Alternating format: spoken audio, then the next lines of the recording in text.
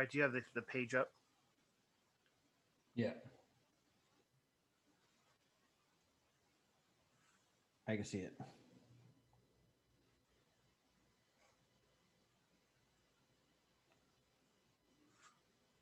All right, cool. I got it here. All right.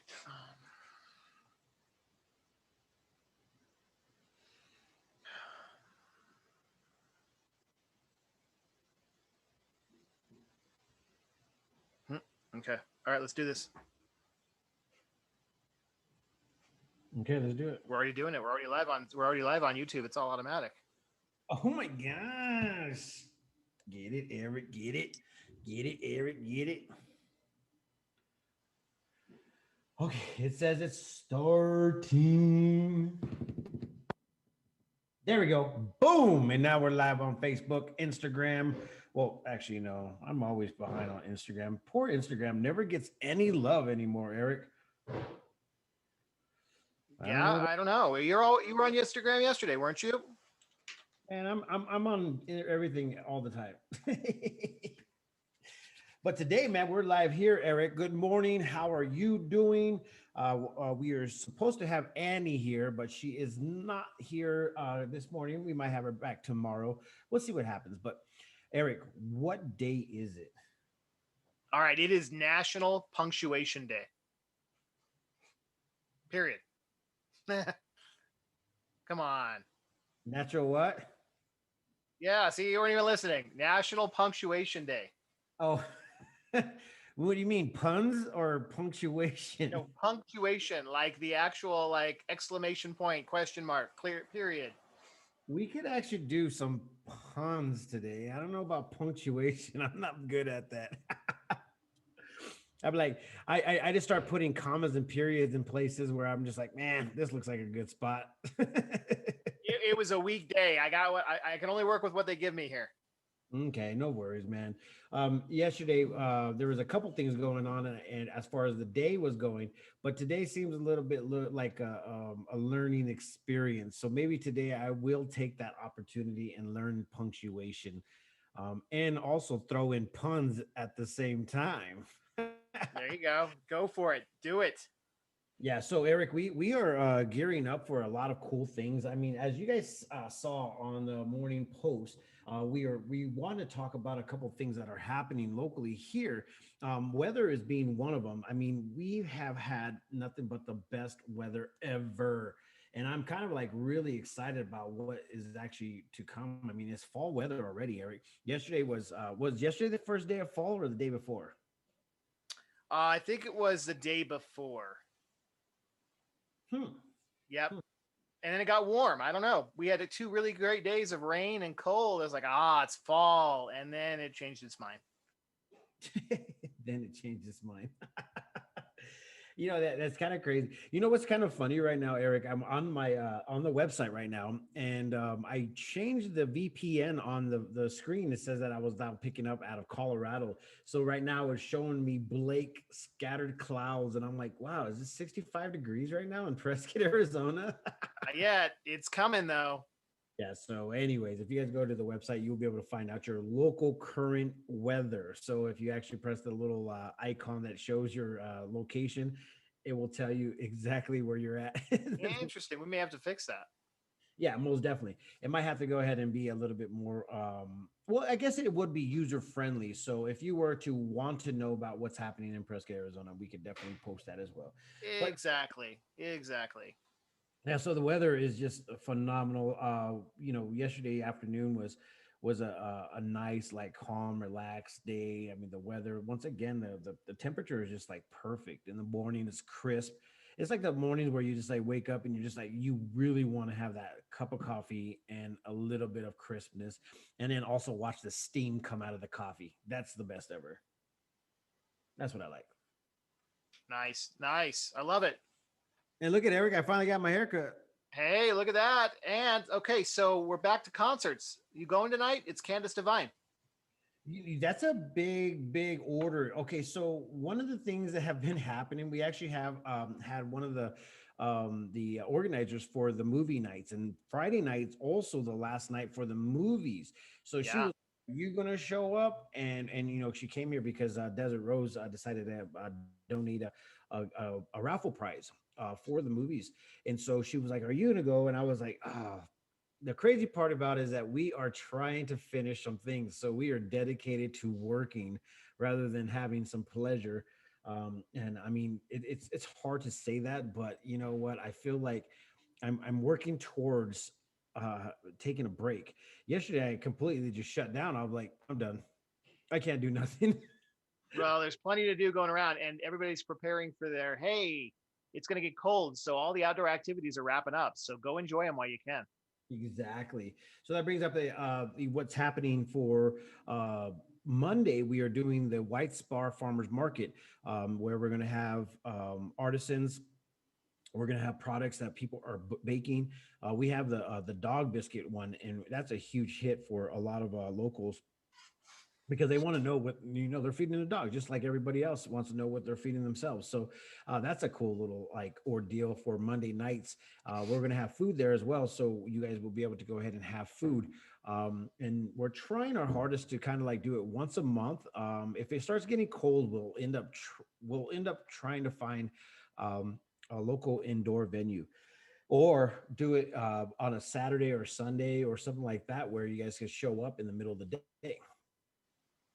So that could be huge. That Now could I'm looking forward to that. I'll be out there for sure. And so the movie that looks like fun, and then there's one more concert I think after tonight. So San Martin, get your fill outside. Don't be a hermit right now. I am definitely 100% not wanting to be a hermit. There's no doubt about it, man. I'd be more than willing to go and do fun things.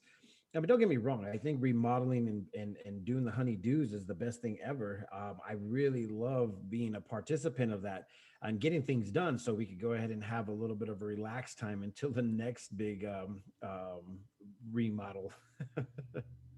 Uh, but you know what? Having a never-ending list of things to do kind of keeps you busy, and I think that's the best thing about being a part of this company is being able to go ahead and just expand and also create new jobs for potential people. So that's amazing for us, man.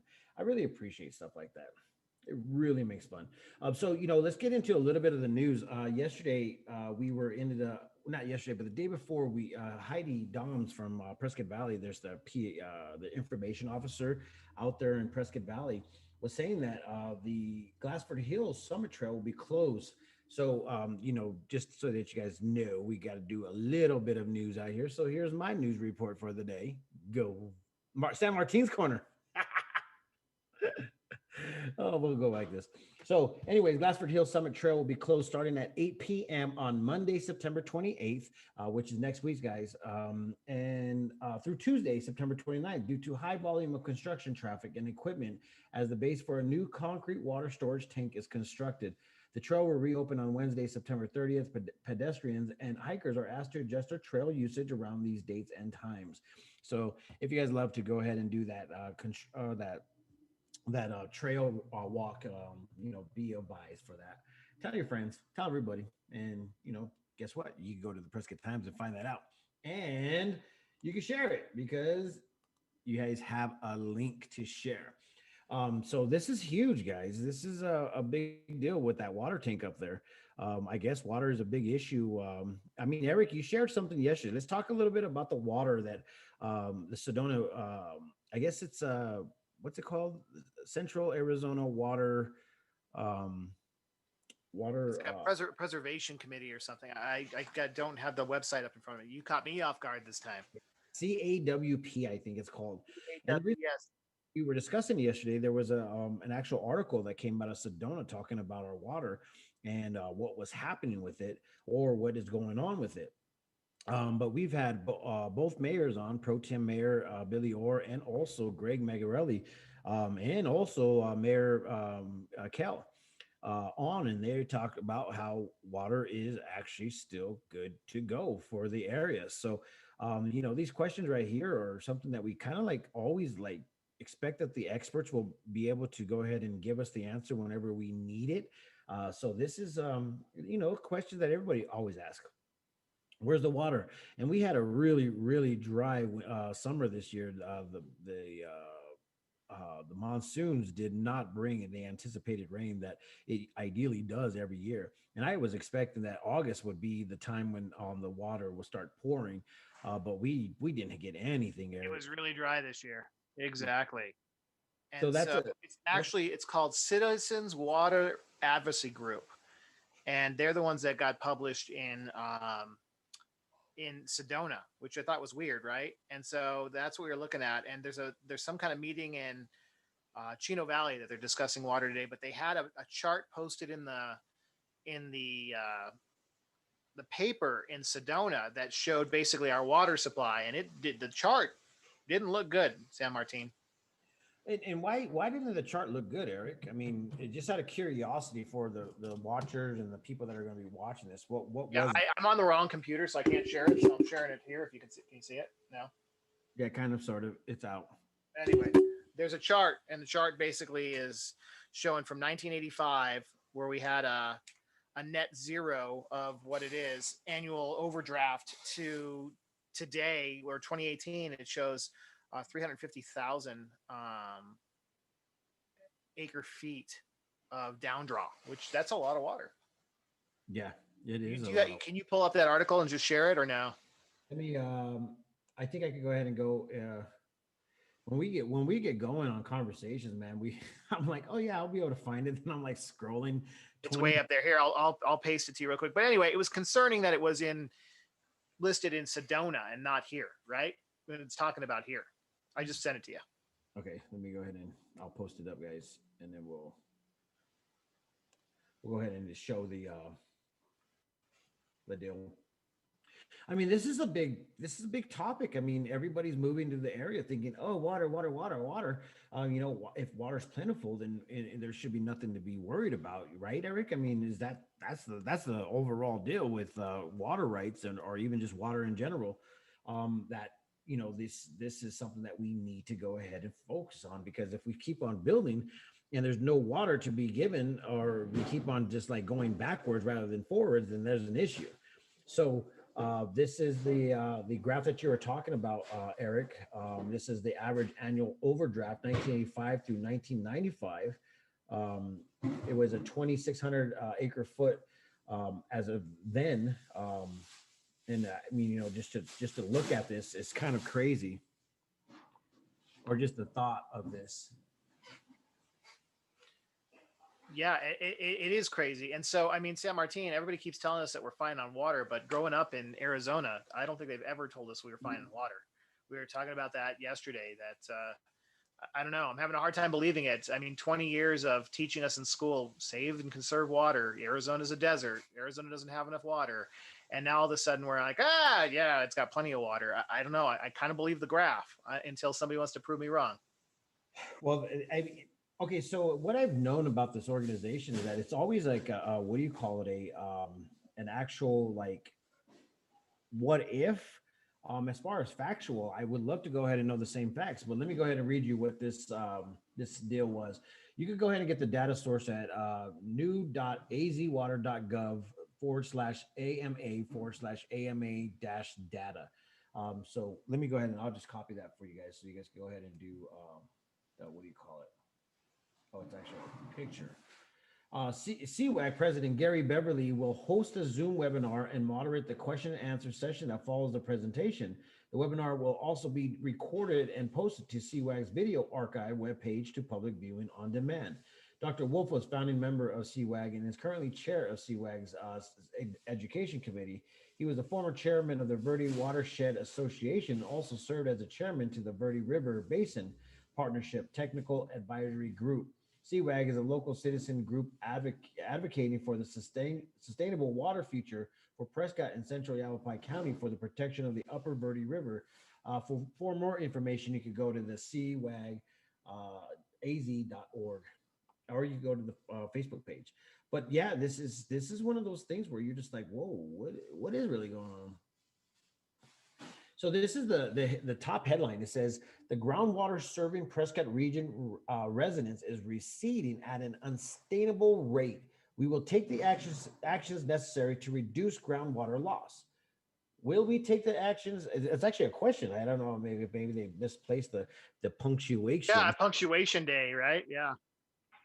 Perfect timing, Eric. See, I knew this was gonna come in handy. We will we take the actions necessary to reduce ground? Okay, so maybe it is a question. As a community, I think we should probably take that into consideration of what's going on. So the Prescott residents and retired geologist Dr. Edward Wolf will give a brief primer on groundwater basics.